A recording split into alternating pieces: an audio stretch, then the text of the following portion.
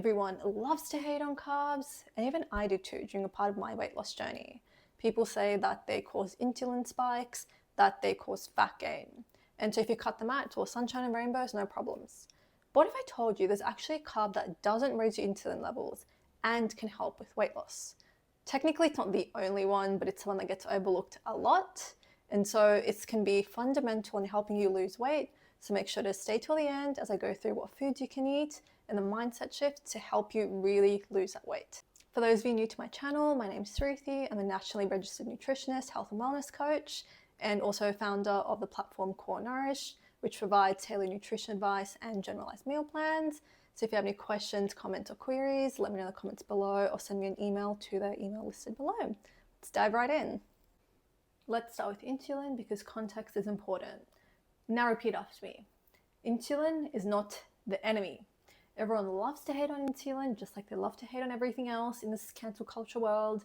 Insulin is a transport hormone. It's a storage hormone. It essentially transports glucose from the bloodstream into cells for energy. So when you're hating on insulin, you're literally hating on the messenger. The problem is when your body stops responding to this insulin. This is insulin resistance, which can also cause pre-diabetes and lead to type 2 diabetes. So insulin itself is not the issue. It's when your body stops responding to it. That's when the issue arises. This insulin resistance is linked to things like fatigue, hunger swings, stubborn fat, which is where Ozempic was essentially used for because it helps people with type 2 diabetes or such conditions to reduce that fat because their body essentially clings onto the fat more due to this insulin issue. But the part that no one talks about when it comes to all of this is that not all carbs trigger the same response in the body to cause those insulin spikes. So some carbs do cause these type of graph things going on, but not all the carbs. Some barely even move the needle, and that's what we're going to be looking at. Meat resistant starch. It's called resistant starch because it literally resists digestion in your small intestine. What happens is instead of turning straight into glucose, it travels to your large intestine where then the gut bacteria in there ferment it. And the result of this is that it produces short-chain fatty acids like butyrate, which help with lowering inflammation, help with insulin sensitivity, and help with maintaining healthy metabolism. So it literally acts like fiber rather than a carb. It helps support your body in a way that doesn't cause insulin spikes. And if you want to know more about fiber and the power of fiber, make sure to check out my video linked below somewhere, or there maybe, I don't know. But that's also a good one because fiber is also super, super important, and it's only really now coming to the forefront because people are having more digestive problems and they're realizing that fiber or like fiber components like this carb, for example, are very important in maintaining a healthy digestive system. Where do you find this resistant starch, you ask? Great question. The good news is it's not some super fancy expensive supplement. It's actually found in a lot of everyday foods, but the way you prepare these foods can make a difference. So for example, you have cooked and cooled potatoes or rice. So when you cook and cool these items, you essentially change the structure of them by cooling them, make them nice and strong, and so they resist digestion as much.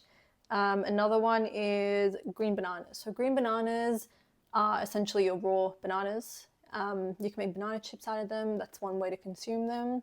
Another one is overnight oats. So overnight oats are a great brekkie as a really quick and easy, but it also helps with creating this resistant starch because the oats are once again cooled and as a result changes the structure a little bit. And another one is lentil and chickpea dishes. So when you do warm these foods, do not worry, it doesn't fully get rid of the resistant starch. It does reduce it a little bit when you do warm these foods, but it still does have that resistant component to it. Now you may be thinking, that's all good and well, but what does that have to do with weight loss? Let's have a look.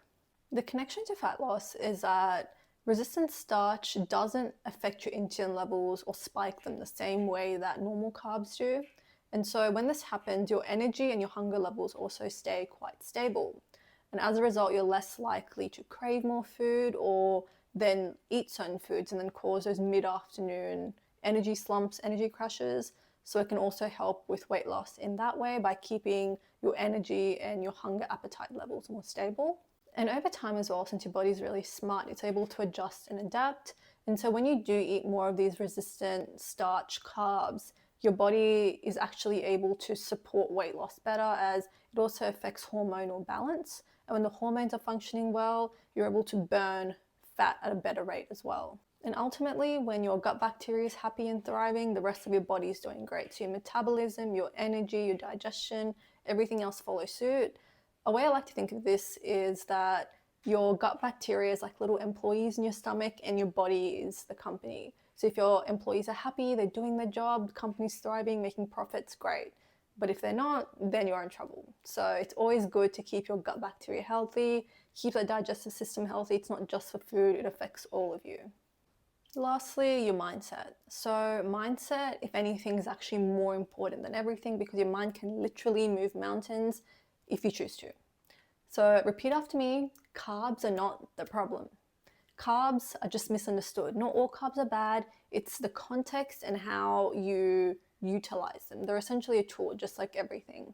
So when you pair carbs with fiber, with protein, with good fats, they actually support your body and you're not cutting them out completely. They help keep your blood sugar stable, help your metabolism, help with everything, keeping your body running. And when your body feels safe and stable, it actually allows you to let go of the fat. So in a way, so when a lot of people come to me for weight loss, they're usually like, oh, I've been doing X, Y, Z, but this fat just isn't going. It's so stubborn. And the reality is, mind is a big part of it. Like, it's both mind and food. So when your body feels safe, that you're not trying to fight it consistently, saying, get rid of this fat, do this, do that, and your energy levels or your metabolism is also nice and steady, then your body's like, okay, I can actually let go of this fat. And so you're able to then get rid of those kilos. And it's really unfortunate when people, they're barely eating anything, they're working out like crazy and treating the body like the enemy. But when you work with your body, when you have the right mindset, everything just falls into place. And it's great.